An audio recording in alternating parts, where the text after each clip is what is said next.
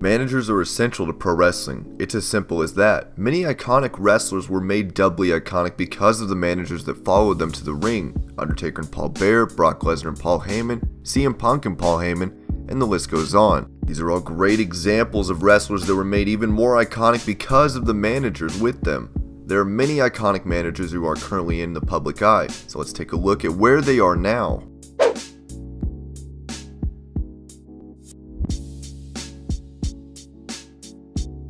Ricardo Rodriguez was the personal ring announcer and manager for Mexican superstar Alberto Del Rio. With Rodriguez at his side, Del Rio became a two-time WWE and World Heavyweight Champion, 2011 Money in the Bank winner, and Royal Rumble winner. Rodriguez himself was crowned the best non-wrestler in 2011 by the coveted Wrestler Observer newsletter. Rodriguez was a part of majority of Del Rio's run on the main roster and helped him throughout. After his departure from WWE, Rodriguez returned to his original wrestling roots and wrestled on the indies for a few years. He was featured on PWI's Top 500 Wrestler list twice and hung up his boots in 2017. Ever since then, he has maintained a low profile.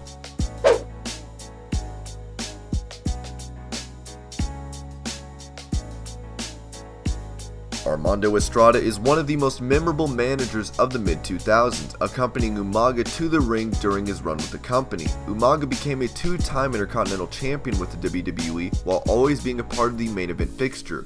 Armando was Umaga's manager, and also Tyson Kidd's manager for a brief time. Estrada was great with promos, and it helped the mute Samoan get over with the crowd. His recitation of his own name became somewhat iconic and kept him over. Despite his failed attempts at wrestling after his split with Umaga, Estrada remained a good character for WWE to use. After his release, Estrada opened a restaurant in Arizona, which has since closed. Today he is semi-retired, but has an active Twitter where he tweets about wrestling.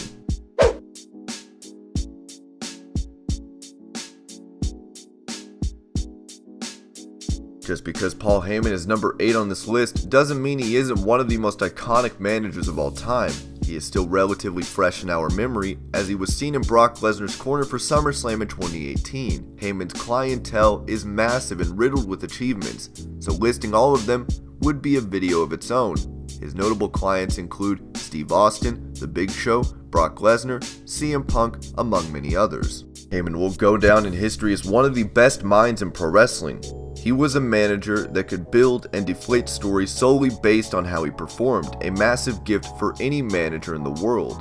His work has made memorable moments into memorable stories as he built and built. His work with Lesnar is case in point. Today, he is yet to find a new client after Lesnar's partnership with him has been put on hiatus. He is contributing to WWE's creative as of late, giving inputs on Raw segments.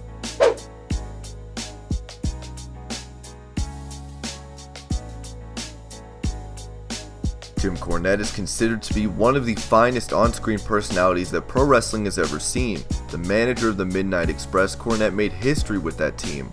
They won titles all over the territories and even won Best Tag Team of the Year in '86, awarded by the Wrestling Observer newsletter. If we start talking about everything Cornette has done, this will be a never-ending entry. The short of it is that Cornette single-handedly revolutionized how on-screen personalities work. He is the definition of an icon. He became the focal point of one of the greatest rivalries in pro wrestling, as he managed the Midnight Express while they feuded with the Rock and Roll Express.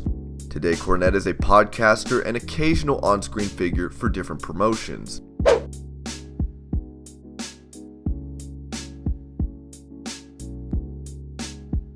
Vickie Guerrero's rise to being one of the most detestable heel managers is one that can be considered confusing and inspiring. First featuring on WWE TV with husband Eddie Guerrero, she went on to become a manager that defined a generation.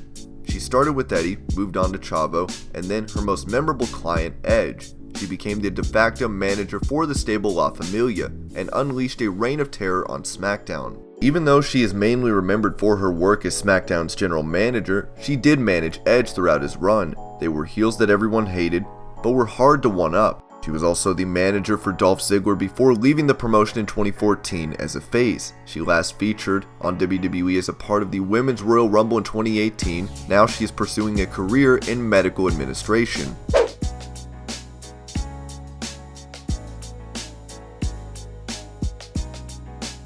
Some may not consider Virgil to be one of the most iconic managers in wrestling, but he does have one of the most interesting stories.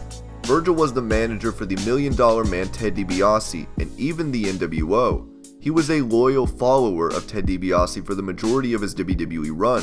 Virgil was a great manager in the WWE and even a decent worker in the ring. That is why he should have been given so much more than he has since he left wrestling. Falling on hard times after leaving the WWE, Virgil is essentially a meme today.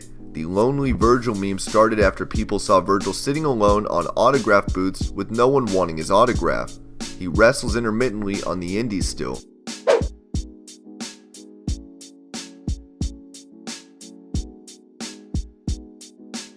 The Mouth of the South, Jimmy Hart is one of the best mouthpieces anyone has ever seen in the world of wrestling.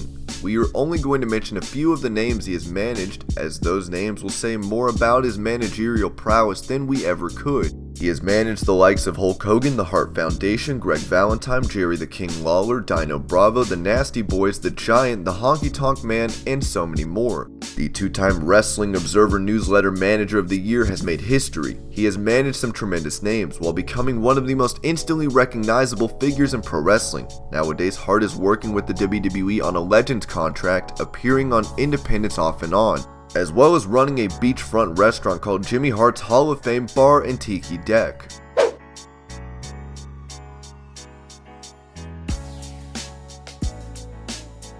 When Paul Ellering returned to the WWE as the manager of the Authors of Pain, the NXT faithful showered him with "Who are you?" chants. Well, he is Paul Ellering, the manager of one of the most iconic tag teams ever, the Road Warriors. He was by their side during their record-breaking tag team championship run. He also managed other teams like the Authors of Pain and Discipled of the Apocalypse. The winner of PWI's Manager of the Year in '84, Ellering is one of the finest managers to have ever graced the sport of pro wrestling. He is a perfect manager in the sense that he never takes the spotlight from the wrestlers, but is also a big and noticeable presence. He was last seen on Raw as he got fired by the Authors of Pain, and he is rumored to eventually return to screens as the manager for his daughter, Rachel Ellering.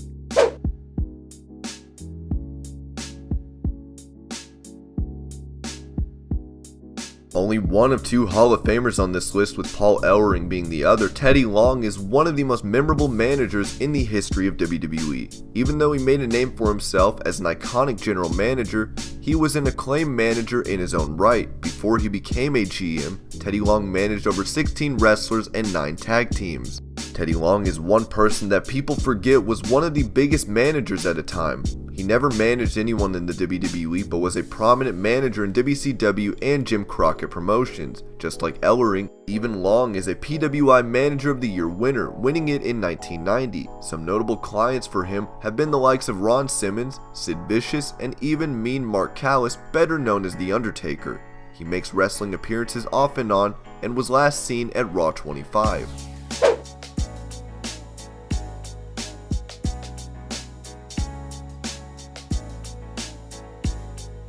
Just like Teddy Long, Eric Bischoff is better known for his work as an on-screen authority manager rather than the more controversial accompanying manager. However, Bischoff's work as a manager goes under the radar due to everything else that he did.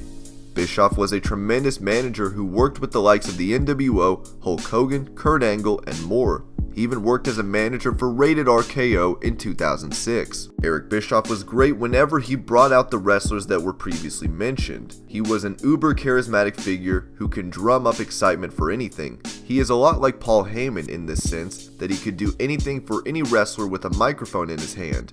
Bischoff could still return to WWE as a manager, as he is still under a Legends contract. These days, he is primarily in TV production.